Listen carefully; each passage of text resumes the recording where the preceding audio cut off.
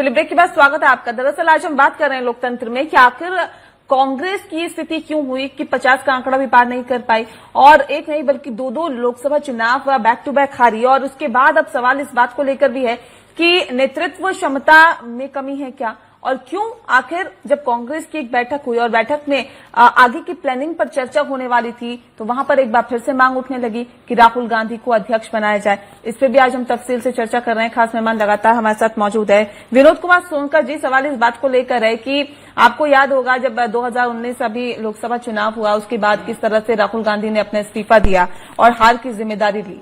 उसके बाद ये कहा गया कि गांधी परिवार से हटकर किसी को अध्यक्ष बनाया जाएगा। घूम फिर के फिर सोनिया गांधी पे आकर कांग्रेस पार्टी टिक गई। और ऐसे में अब जिस तरह से एक बार फिर से बैठक हुई, बैठक में फिर ये मांग उठवाई गई या उठाई गई, ये तो अब आप बेहतर तरीके से जानते हो या अनुयात्री जी बेहतर तरीके से जानते होंगे कि उठाई गई थी या उठी गई थी। लेकिन सवाल इस बात को लेकर है कि एक बार फिर से कांग्रेस का अध्यक्ष बनने की मांग उठी है कि राहुल गांधी को कांग्रेस का अध्यक्ष बनाया जाए। तो क्या नहीं लगता कि अब कांग्रेस के पास या तो नेताओं की कमी है या फिर गांधी परिवार से हटकर कुछ सोचना ही नहीं चाहती कांग्रेस पार्टी? नेहा जी, कांग्रेस को दोबारा खड़ा होना है तो कांग्रेस को पूरी ईमानदारी के साथ, निष्ठा के साथ आत्मचिंतन करने की आवश्यकता है। और आप आज नहीं, जब इस देश में पंडित जवाहरलाल नेहरू की सरकार थी तब उन्होंने परिवारवाद के नाम पे श्रीमती इंदिरा गांधी को आगे बढ़ाया और श्रीमती इंदिरा गांधी की सरकार आई तो इन्होंने आगे राजीव गांधी को बढ़ाने का काम किया। इसलिए इनको सबसे बड़ा संकट है कि इनको स्वयं के आत्मचिंतन की जरूरत है, जिससे कि जो इनकी समस्याएं हैं ये निकल के आए।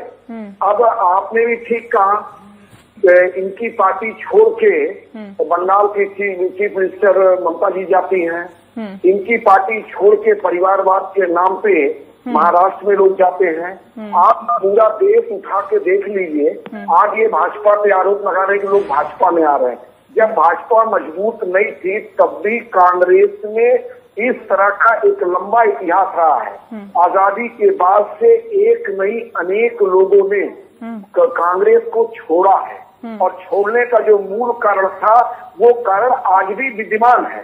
जब भी लोगों ने छोड़ा तो दो ही सवाल उठाया। एक सवाल ये उठाया कि परिवारवाद से लोग मुक्ति चाहते हैं, दूसरा जो युवा नेतृत्व है वो अपना स्थान चाहता है। जब उसको स्थान नहीं मिलता तो निश्चित रूप से वो पार्टी को छोड़ता है। और ये कांग्रेस में लंबे समय से है। इतना नुकसान उठाने के बावजूद कांग्रेस ने अभी तक इस मूल चिंतन का कोई भी इलाज नहीं ढूंढा। अब राहुल गांधी इस्तीफा देते हैं और कहते हैं कि गांधी परिवार से बाहर किसी को अध्यक्ष बनाना चाहिए, और उसके बावजूद वो बाहर एक अध्यक्ष नहीं ढूंढ पाते हैं। अब अगर कोई युवा नेतृत्व जिसके नाम से चुनाव लड़ा जाए, जिस जनता की नब्ज को थोड़ा समझता हो, जनता जिसे भरोसा करता हो, सत्ता पाने के बाद आप इस आधार से निर्णय लेते हैं कौन परिवार के प्रति ज्यादा लॉयल है, कौन लॉयल नहीं है। इस हिसाब से निर्णय लेंगे तो निश्चित रूप से आपके समस्याओं का समाधान नहीं होगा। ठीक है विनोद जी, ऐसा नहीं है सिर्फ कांग्रेस में ये चीजें हैं, बीजेपी में भी सर ये चीजें देखी जा रही है। क्योंकि हालात बीजेपी में भी कुछ ऐसे ही है। जब मोदी सत्ता पर काबिज हुए तो किस तरह से लालकृष्ण आडवाणी को दरकिनार कर दिया गया। गांधीनगर सीट से वो चुनाव लड़ते थे, उनको टिकट नहीं दी गई। हालांकि ये भी बीजेपी का कहना है कि वो खुद ही नहीं चुनाव लड़ना चाहते थे, जबकि ऐसा नहीं है। उन्होंने कभी खुलकर सामने नहीं आके कहा कि हम चुनाव नहीं लड़ना चाहते। दूसरी बात, मुरली मनोहर जोशी, ऐसे जो पुराने नेता हैं, जो बुजुर्ग नेता हैं, उनको दरकिनार कर दिया गया। क्या नहीं लगता कि इस तरह का जो व्यवहार है कहीं ना कहीं ये भी एक नेगेटिव छवि खड़ा करता है पार्टी की?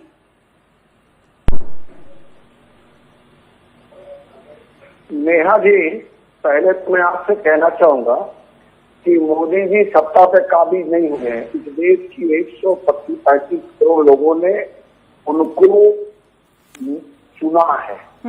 और रही बात जिस तरह से अनुज जी कह रहे थे कि परिवारवाद की बात, मैं अनुज जी से कहना चाहता हूं कांग्रेस के परिवारवाद और हमारे परिवारवाद में अंतर है। हमारे यहाँ जो परिवार का कार्यकर्ता आता है वो तो ये यहाँ तक पहुंचता है। मैं इनको चुनौती देता हूँ, इनसे पूछता हूँ कि चाहे प्रियंका गांधी वगैरह हो और चाहे राहुल गांधी हो, जरा ये बता दें कि इन्होंने कांग्रेस को बनाने के लिए, कांग्रेस के मजबूत करने के लिए किस बूथ पे काम किए हैं। ये परिवारवाद उसको नहीं कहा जाता कि जो लोग संघर्ष करके जनता के बीच में काम करके आते हैं। परिवारवाद उसको कहा जाता है जो ऊपर से थोप दिए जाते हैं। आज भी भारतीय जनता पार्टी में अगला राष्ट्रीय अध्यक्ष कौन होगा, किस प्रदेश का अध्यक्ष कौन होगा, कोई नहीं बता सकता।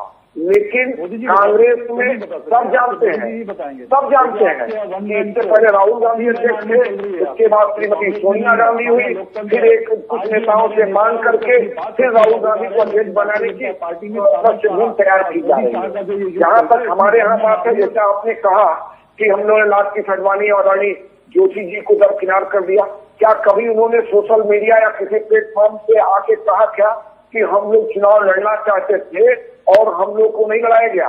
सर मना भी तो नहीं किया, सर मना भी तो नहीं किया, विनोद जी मना भी तो नहीं किया। देखिए नेहा जी, भारतीय जनता पार्टी कार्यकर्ताओं की पार्टी है, अनुशासन पार्टी है।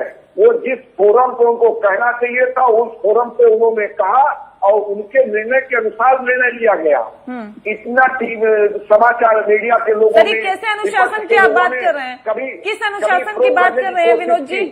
विनोद जी किस अनुशासन की बात करते हैं? कैलाश विजयवर्गीय खुले मंच पे आकर अगर ये कहते हैं कि हमारा आला कमान अगर कहें तो हम 2 दिनों में मध्य प्रदेश में सरकार गिरा दे, इस तरह का अगर बयान देते हैं तो आप ये कहते हैं कि अनुशासनवादी पार्टी है, ये अनुशासन होता है? इसमें देखिए ऐसा है, आप किसी व्यक्ति विशेष अपवाद की बात मत करिए।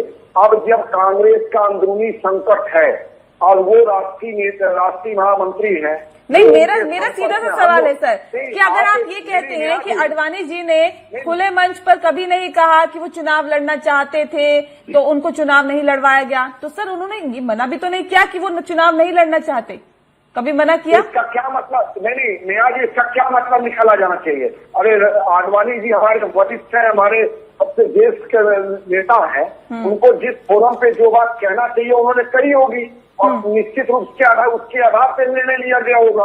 और जहां तक बात है, जब तक ये कांग्रेस के लोग पहले तो अपने परिवारवाद हमारे परिवारवाद में अंतर समझ लें।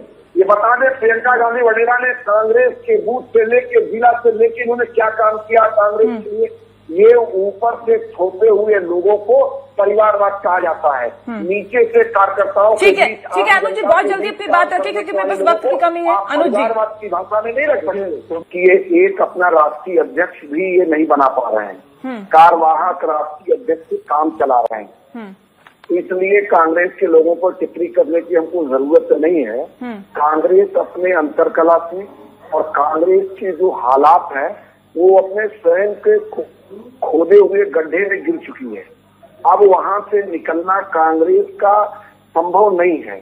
मैं बहुत छोटा सा कार्यकर्ता हूँ, मैं एक छोटी सी बात कहना चाहता हूँ। देश में एक लंबे समय से ये चर्चा चलती है कि कांग्रेस 137 साल पुरानी कांग्रेस है। मैं आज आपके चैनल पे बड़ी अदबी के साथ कहना चाहता हूँ, पहले हमको समझना पड़ेगा ये कांग्रेस कौन। ये आजादी की लड़ाई लड़ने वाली कांग्रेस अलग थी, उसके बाद पंडित जवाहरलाल नेहरू से लेके श्रीमती इंदिरा गांधी से पहले की कांग्रेस दूसरी थी, दूसरा फिर इंदिरा गांधी के बाद की कांग्रेस अलग है।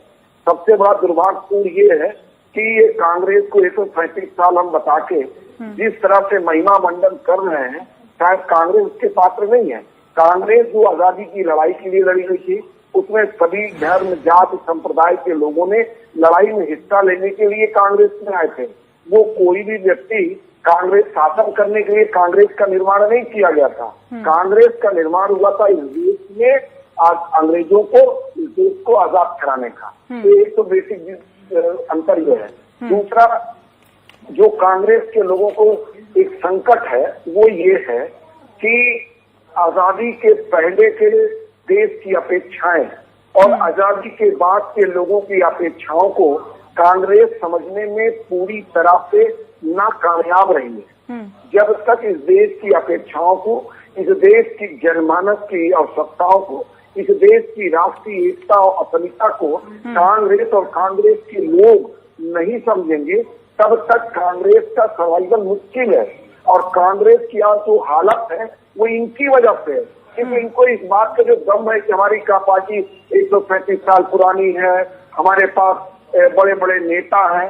आज के तारीख में स्थिति ये है, ना इनके पास नेता है, ना इनके पास नीति है, ना इनके पास नियति है। तो जनता किन बातों पे इनसे भरोसा करे, जनता खुद समझ में नहीं पा रही है, जिसके कारण आज ये लोगों को ये दशा हुई है। चलिए, शेखर जी हमारे साथ लगातार मौजूद है, उनसे जान लेते हैं कि अगर कांग्रेस की स्थिति है तो क्यों है सर? ठीक है, जैसा कि मैं एक बात और अटैच करूंगा। हाँ। इस लोकतंत्र के कार्यक्रम में मैं एक बात और कहना चाहूंगा, कांग्रेस का चाहे संगठन हो और चाहे कांग्रेस की सरकार हो, श्रीमती इंदिरा गांधी के बाद का ना तो कांग्रेस में लोकतंत्र बचा और ना तो कांग्रेस द्वारा शासित राज्यों में राज्य में लोकतंत्र बचा। ये बात देश और दुनिया भली बात जानती है।